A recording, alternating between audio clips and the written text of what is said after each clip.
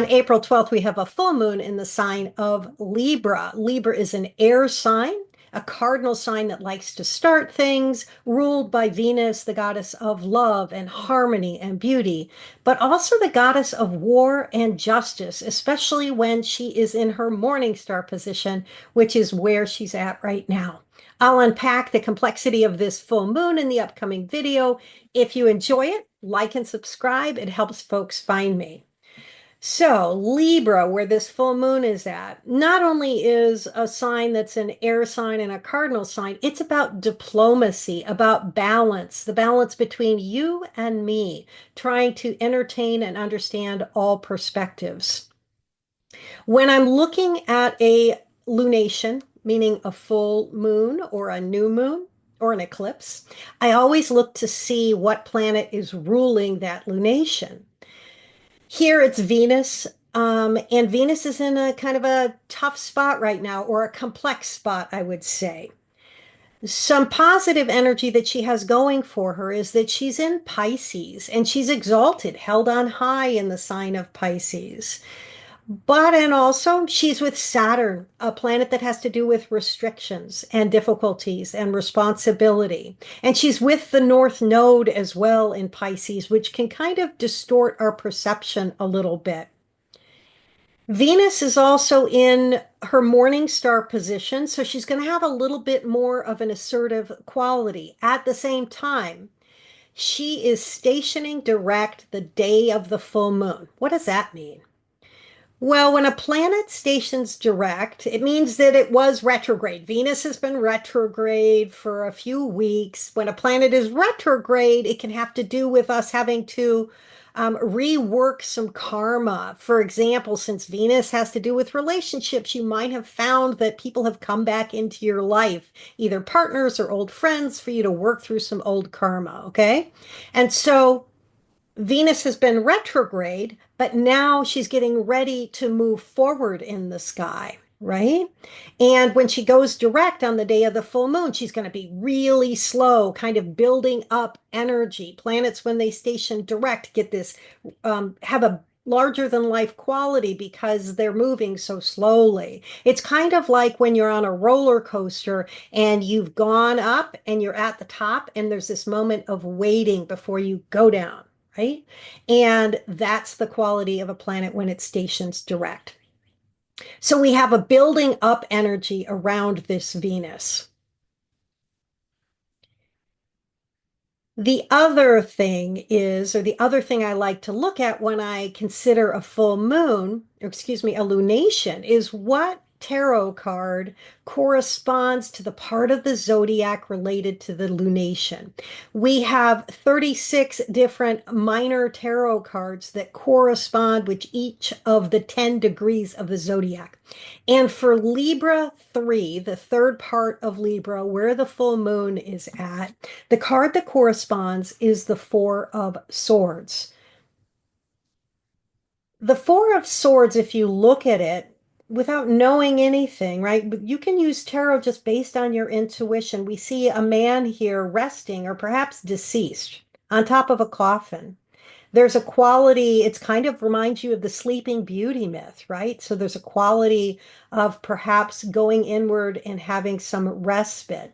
We also see in the background a stained glass window. And Rachel Pollack, when she describes this card in her 78 Degrees of Wisdom book, my favorite tarot book, talks about how the images in that stained glass window have to do with um, the myth of Sleeping Beauty as well as the Holy Grail, the quest for the Holy Grail. And there's a quality with this card. If you pull it in a tarot reading, it might mean, hey, you need to take a break. You need to stop. You need to slow down.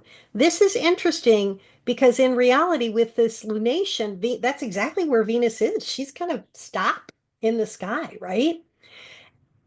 So something about this full moon may call us to rest and turn inward and take a break. We've had a moment or we've been in a moment or some time in the United States and across the world because of what's happening in the United States, where there's a lot of chaos and uncertainty. And that perhaps has thrown us all off our game. And so this may be a moment to slow down and recover before Venus starts moving fast, because that's what's going to happen after she stations direct. She's going to start moving forward slowly and then gain speed. And as she gains speed, she's going to be moving into the sign of Aries, which is the sign ruled by Mars, the god of war, and can have to do with conflict. So this may be a time to slow down and sustain yourself and prepare for what may be more difficult times ahead.